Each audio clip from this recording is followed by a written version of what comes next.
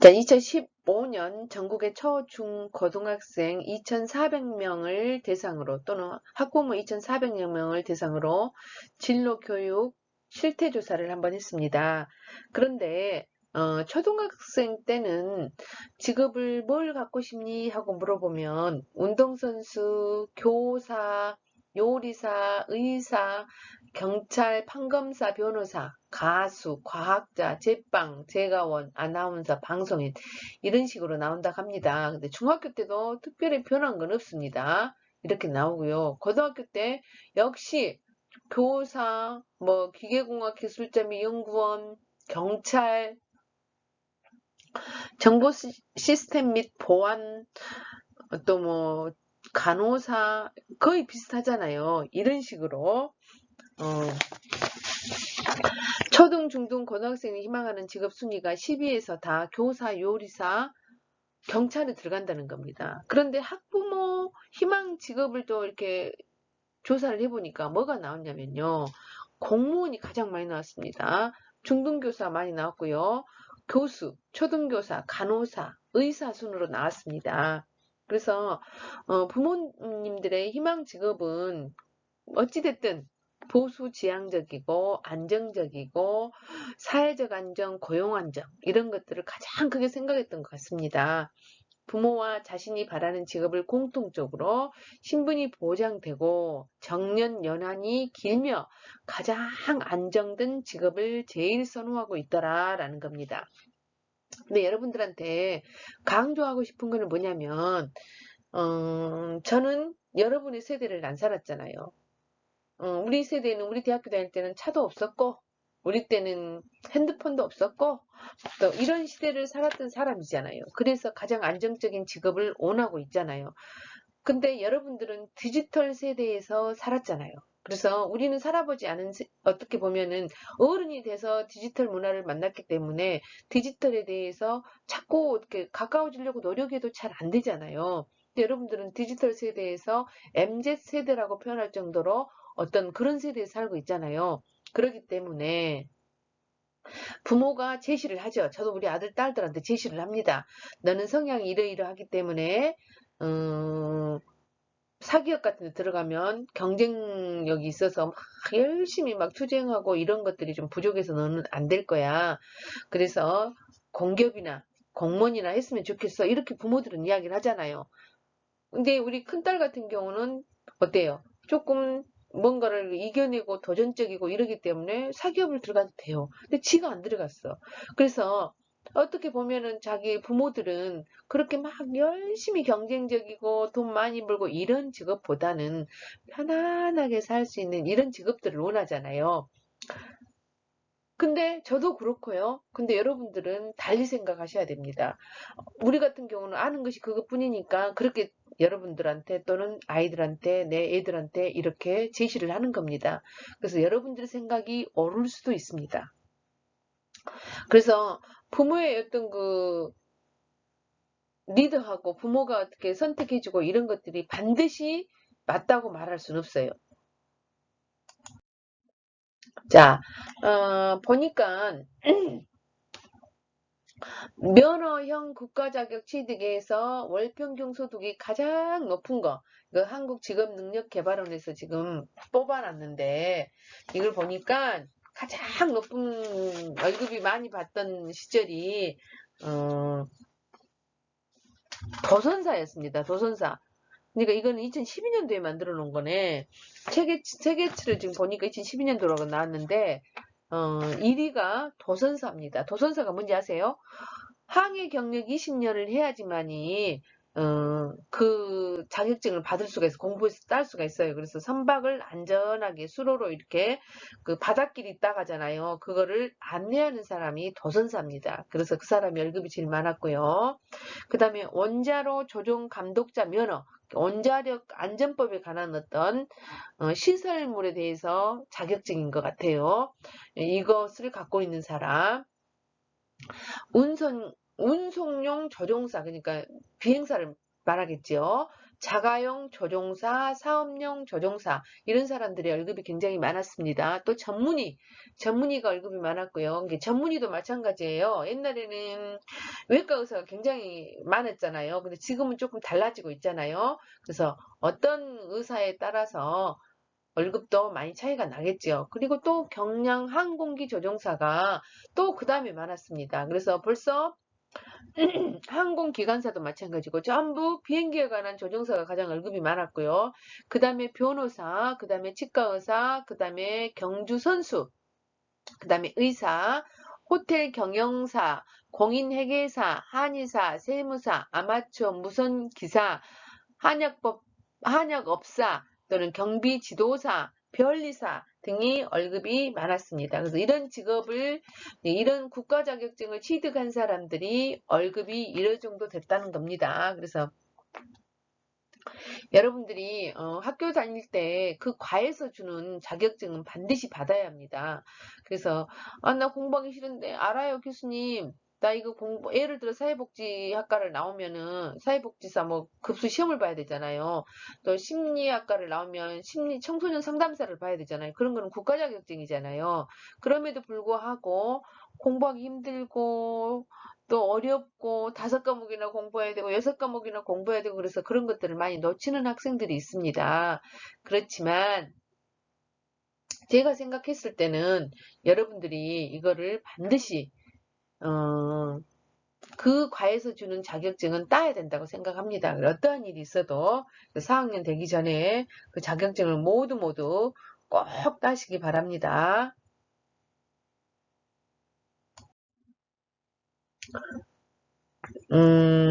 한국인의 직업의식 또 한번 보겠습니다. 직업위세 2006년도부터 새로운 직업을 포함해서 조사하고 있는데 프로듀서, 프로게이머, 사회복지사, 학원 강사, 간병인 등이 있다. 앞으로 새로운 직업이 생겨날 것이고 직업에 대한 가치관도 변할 것이다. 직업위세에서는 대학 교수 또는 약사, 또 중학교 교사 또는 판사, 고위직 공무원, 의사 이런 것들이 조금 위세가 높았어요. 직업적으로 보니까. 아무래도 좀 되기 힘든 직업들이잖아요. 그래서 이런 것들이 좀 직업 위세가 있었다라는 겁니다. 자, 한국인의 바람직한 직업의식을 한번 보도록 하겠습니다. 가치. 자, 안내주의란 말은 이제 좀 전통적인 걸 말하겠죠. 직무에 몰입하고 이게 한국인이 갖고 있는 바람직한 직업의식이 뭘까 하고 지금 보고 있는 겁니다. 안내주의는 일은 수행함에 있어 어려움이 있더라도 참고 견딘다. 이런 직업의식이 우리 한국인에게 있다라는 겁니다. 이건 좀 전통적이겠죠. 직무 몰입. 맡은 일에 최선을 다하고 자신의 능력을 최대한 발휘한다. 이런 직업의식을 갖고 있어야 된다라고 지금 이야기를 하는 겁니다. 그래서 이런 것들은 좀 전통적인 어떤 직업의식이 아닌가, 유교 문화에서 주는 것들이 아닌가 싶습니다. 그 다음에 일에 대하여 가업을 잇거나 천직으로 소명의식이다. 이런 것들도 굉장히 뭐 전통적인 거잖아요. 그 다음에 내재적 가치, 직업에 있어서 내재적 가치 제가 중요하다 그랬잖아요. 일 자체에 이상적인 가치를 가진다.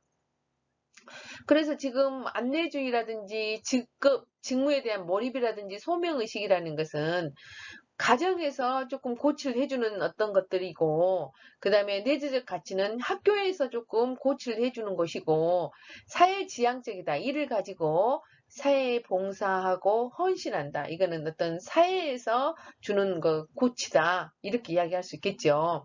또 근면성과 성실성, 국가 경쟁력과 관련하여 노동 생산성을 높이고 일을 즐기려고 하고 있다. 국가적인 차원에서 좋은 일이겠죠. 그래서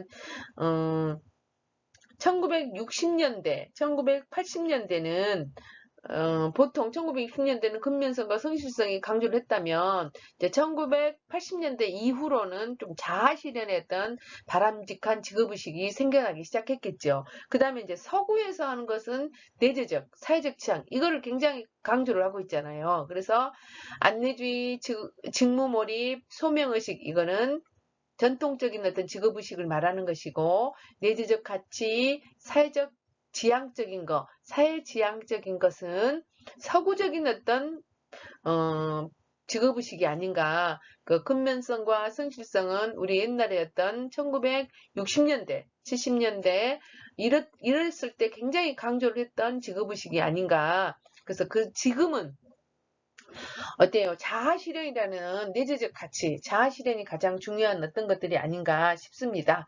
그래서 한국인의 직업관에서 전통적으로 내려오는 윤리적인 의미라는 것도 있고, 현대 서구에 들어온 자본주의의 정신, 1960년대 이후에는 경제성장이 최우선으로 했기 때문에 근면성과 성실성을 강조하지 않았나 싶습니다.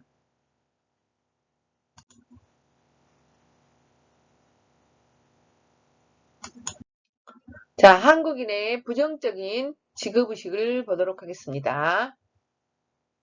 페이지 46쪽에 나와 있습니다. 부정적인 직업의식. 지희를 지향한다라는 겁니다. 직장생활이나 사회생활에서 반드시 어떤 지위, 자리를 추구하는 출세주의적인 성향이 있다. 이거는 조금 부정적이지 않냐. 또 연고주의, 학연이나 지연과 같은 사회적 인연을 우선으로 고려하는 성향이 있다. 좀 우리나라는 다른 나라에 비해 좀 심하긴 하지만 사실 서양 같은 경우는 대부분이 이렇게 추천제잖아요. 그렇기 때문에 서양도 무시할 수는 없어요. 근데 우리나라는 특히나 학연이나 지연과 같은 사회적 인연을 우선적으로 여긴다. 또 인문을 숭상한다. 그래서 사무직이나 전문직 등 화이트 칼라와 관련된 직종을 선호하는 경향이 있다라는 겁니다. 남성 우월, 직업에서 남존 여비 사상이 짙은 경향이 아직도 우리나라가 있다라는 겁니다. 그래서 대기업 같은 경우에 지금 임원이 여성 비율이 너무 낮다. 유럽에 비해서. 그래서 여성 임원들을 많이 키워라. 이렇게 이야기를 하고 있잖아요. 그래서 이런 것들은 아마도 제가 생각했을 때는 많이 바뀔 거라고 생각이 합니다. 왜냐하면 요즘 여성들이 더 학벌이 더 좋잖아요. 어떻게 보면 여성들이 더 노력하고 더 많이 조금 뭐 출세를 하려고 하는 그런 경향들이 더 있는 것 같아요. 요즘 들어서. 제가 여러분들한테 강조하고 싶은 것은 남성, 여성, 사실은 이런 것들은 생물학적 개념입니다. 그렇기 때문에 우리가 젠더의식을 가져야 될 필요가 있습니다. 저 같은 경우는, 우리는 가부장적인 어떤 그 문화 속에서 교육을 받았기 때문에 그나마 조금은 우리가 이해를 해주지만, 우리 딸들은 어때요? 제가 남자라고 해서 더 이뻐하고, 여자라고 해서 더 이뻐하고, 이렇게 또는 남자라고 해서 더 어떻게 그 대우를 하고, 이렇게 안 키웠잖아요. 그래서, 어, 뭐라고 하자, 양성평등으로 애들은 교육을 받았기 때문에, 애들은 우리하고는 좀 다르리라고 봅니다. 그래서 반드시 남성이나 여성이나 가사 일 같은 거, 육아 같은 경우는 도와주는 차원이 아니고 같이 하는 개념으로 이미 자리 잡았다고 볼 수 있겠습니다. 그래서 만약에 경우 예를 들어서 우리 남편이 여보 밥 그러면은 우리 딸은 뭐라고 하는지 아세요? 엄마가 아빠 밥 해주는 사람이야? 이렇게 이야기를 합니다. 그렇게 요즘 애들은 달라졌잖아요. 그래서 남성 우월이란 말은 조금 사라졌으면 좋겠다. 근데 여전히 아직도 남성 우월 이런 것들이 남아있다라는 겁니다. 또 연공 서열, 연공에 따라 근로 조건의 우선순위를 정하는 경향이 있다. 자, 이런 거는 저는 조금 그렇게 나쁘다라고 표현하지는 않습니다. 그런데 이제 권위주의가 문제죠. 자신의 능력에 의하지 않고 지위를 이용하여 문제를 해결하려는 경향이 있다. 근데 이제 우리 딸이 직장생활 하다 보니까 자기 본부장님이 엄청 좀 민주적이라고 말을 하더라고요. 그래서 굉장히 인기가 높다. 그러니까 자기 권위를 내세우지 않고 굉장히 합리적인 생각을 하고 그렇다는 거예요. 그래서 좋겠네. 그때 엄마 나만 본부장님이 좋다고 한 게 아니고 전반적으로 굉장히 열린 마음을 가지고 있어. 아빠하고 나이가 동갑인데 아빠하고 좀 다른 것 같아. 이렇게 이야기를 하더라고요. 그래서 어머, 그 사람은 많이 깨어 있구나. 근데 그 아들만 있는데도 불구하고 굉장히 열린 마음을 갖고 있더라고요. 원래 좀 딸들 있으면 딸들한테 막 교육을 받잖아요. 저도 마찬가지예요. 뭐 디지털 못하면 딸들이 엄마 빨리 배워야 돼. 엄마 그렇게 하면 안 돼. 막 이런 식으로 저한테 애들이 이렇게 터치를 해주잖아요. 근데 아들들은 그런 거 별로 막 옷을 뭘 입든 간에 머리를 뭐 어떻게 하든 간에 그런 관심 없잖아요. 근데 여자아이들은 조금 그걸 지적을 해주잖아요. 그래서 그런다고 이야기를 하더라고요. 그래서 존경받을 만 하시네. 내가 그러고는 말았는데 이런 권위주의가 빨리 사라져야지만이 조금 민주적이지 않을까라는 생각을 해봅니다. 한국인의 직업의식을 보겠습니다. 지지향성이 강하고 사회지향성보다 가족지향성이 강하다. 그러니까 예를 들어서 삼성 같은 경우도 예를 들어서 자기 아들한테만 꼭 그것을 물려줄 것이 아니라 경영인한테 물려줘도 되잖아요. 그러다 보니까 불법을 자행해서 아들한테 더 많은 것을 이렇게 주려고 보니까 조금 무리가 되는 거잖아요. 그래서 그런데 또 한편으로는 이렇게 생각하면 돼요. 내가 이렇게 열심히 노력해서 이거를 만들어 놨어. 그러면은 그 주인의식이라는 것도 있잖아요. 내가 주인이기 때문에 내가 얼만큼 사랑해서 얼만큼 열심히 하려고 하겠습니까? 그래서 주인의식하고 또 물론 경영자의 어떤 마인드가 있어가지고 그 전문 경영인이 경영을 해도 되지만 그 사람이 임기가 끝나고 뭔가 끝나버리면 어떻게 책임의식이 좀 줄어들 수도 있잖아요. 그래서 다 장단점은 있는 것 같아요. 그래서 사회 지향성보다 가족 지향성이 강하다. 그것이 100% 나쁘다. 이렇게 말할 수는 없다라는 겁니다. 그래서 가족 지향성이 크다. 그래서 근데 이제 일본 같은 경우는 어때요?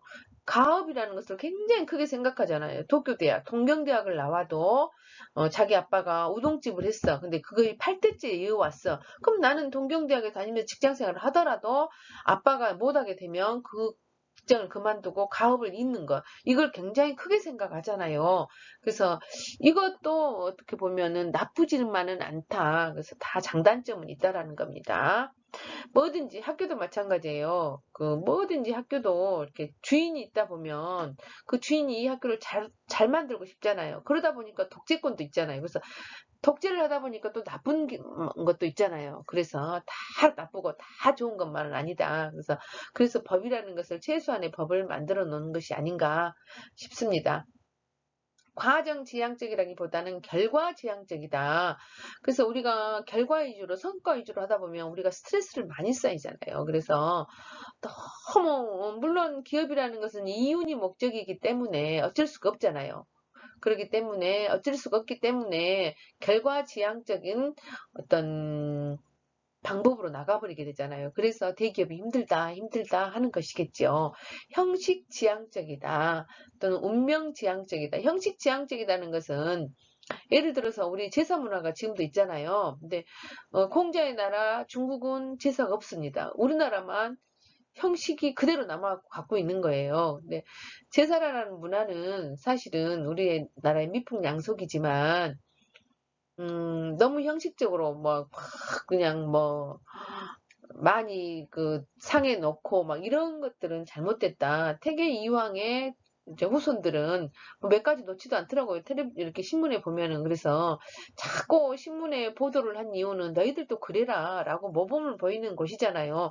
태계 이황 하면은 유교의 어떤 그 성리학의 대가이시며 유교를 받드는 사람이잖아요. 그런 집안에서도 그 제사라는 문화가 이렇게 간소화되고 차례는 아예 거의 그 차례는 없고 왜냐면 그 명절 같은 경우는 차례를 지내잖아요. 근데 그 사람들은 거기는 축제다. 굉장히 이렇게 심플하게 각자 놀고 이렇게 보내더라고요. 그래서 제가 충격을 먹었어요. 그래서 이런 것들은 좀 형식 지향적이지 않나, 이런 것들은 좀 없어야 되지 않냐, 이런 생각도 제 나름대로는 해봤습니다. 운명지향적이다. 물론 내가 직업을 가지면 이거는 하나님께서 주신 소명이라고 생각하고 열심히 일하면 좋지요. 그렇게 긍정적으로 받아들이면 좋은데 너무 나는 내가 이것이 내 운명이야 하면서 이렇게 나한테 맞지도 않은 일을 계속 운명이야, 운명이야 하면서 하게 되면 안 된다. 조금 운명지향적이라기보다는 긍정적으로 생각하는 것은 좋지만 너무 운명적으로 받아들이지 않았으면 좋겠다라는 것입니다. 자, 직업의 보상을 한번 보도록 하겠습니다. 앞에서 많은 사람들이 보수 지향적 직업을 가지고 있다고 말했습니다. 경제적인 면을 가장 크게 생각한다고 이야기를 했는데 보수보다는 그 일이 좋아서 하거나 사회적인 의무감 때문에 하는 사람도 없는 것은 아니지만 여전히 많은 사람들은 직업을 통해서 경제적인 보상을 받기를 원하고 따라서 더 많은 보수를 주는 직업을 선택하려고 합니다. 물론 그러겠죠. 가장 흔한 구직자의 거짓말, 연봉은 중요하지 않다. 이런 말을 한다고 합니다. 그것이 34.5%나 된다고 합니다. 사람들이 직업을 갖는 이유 중 가장 중요한 것은 보수 때문이고 이것은 부끄러워할 일도 아닙니다. 그러나 돈 문제를 당당하게 꺼내는 것을 꺼리는 우리나라 사람들은 돈에 연연해하는 모습을 보이지 않으려고 합니다. 특히나 입사를 결정하는 면접 장소에서는 더욱 그렇습니다. 2016년에 직업포털 잡코리아 면접 경험이 있는 신입 남녀 구직자 1,553명을 대상으로 면접 시 거짓말 경험 유무에 대한 설문조사를 실시했습니다. 그 결과 면접장에서 가장 흔한 거짓말은 즐겁게만 일할 수 있다면 연봉은 중요하지 않다. 였다고 합니다. 그게 34.5%나 차지했다고 합니다. 그 다음으로는 회사 인상이 너무 좋아 꼭 합격하고 싶다. 이게 14.8%였다고 합니다. 입사하면 이 회사에 뼈를 묻겠다. 13.3%였고요. 오직 이 회사를 목표로 준비했다. 10.5%였고요. 열심히 보고 배울 각오가 돼 있다. 9.4%였고요. 이 같은 거짓말을 많이 하는 것으로 조사되었습니다. 그래서 돈은 중요하지 않다는 정말 제일 큰 거짓말이었다라는 겁니다. 면접장에서 이런 말은 인사 담당자에게 거짓말로 인식될 가능성이 크므로 삼가하거나 만약 필요하다면 좀 더 구체적으로 답변을 해야 되겠죠. 이런 거짓말은 구직자만 하는 것은 아닙니다. 그러면 면접을 하는 쪽에서도 한다고 합니다. 그렇다면 취업포털 사람이는 2016년 기업 인사 담당자 1,420명을 대상으로 조사한 결과 가장 흔한 거짓말로 긍정적으로 검토하고 연락드리겠습니다. 이게 58.7%나 됐다고 합니다. 그러니까 면접을 하는 사람도 또 면접을 받는 사람도 다 거짓말을 하고 있다는 겁니다. 그 외의 답변으로 업계에서 처우가 괜찮은 수준입니다. 28.9%고요. 능력이 상당히 우수하신 것 같습니다. 20.4%고요. 스펙은 중요하지 않습니다. 이게 19.1%고요. 입사 경쟁률이 상당히 치열합니다. 이게 19.1%고요. 우리 회사에 오기 아까운 인재입니다. 19.1%가 있었다고 합니다. 따라서 지원자는 이런 말을 새겨서 들어야 합니다. 거짓말은 취업을 한 후에도 계속됩니다. 취업 포털 사람이니 2005년에 직장인 1,214명을 대상으로 조사했는데 상사가 부하 직원에게 가장 자주 하는 거짓말로 내가 한턱 낸다 이 말이었다고 합니다. 내가 한턱 낸다. 사실은 이 말은 정말 조심해야 될 것 같아요. 내가 한턱 쏜다고 할 때만 내야 될 것 같아. 27.7%입니다. 잘 되라고 하는 말이다. 상사가 16.6%, 잘못되면 내가 책임진다. 이런 것도 다 거짓말이다. 등이 있었다. 거꾸로 부하 직원이 상사에게 자주 하는 거짓말로는 네, 알겠습니다. 우리가 보통 가장 많이 한 말이 뭐예요? 네, 알겠습니다잖아요. 네, 알겠습니다. 다음부터는 절대 지각하지 않겠습니다. 뭐 이런 말들. 또 문제없이 잘 진행되고 있습니다. 이런 말들을 가장 많이 했다고 합니다. 그래서 여러분들이 혹시 이런 말을 들었어도 아, 이런 것들은 좀 거짓말이 있을 수 있겠구나 하고 여러분들 생각하십시오.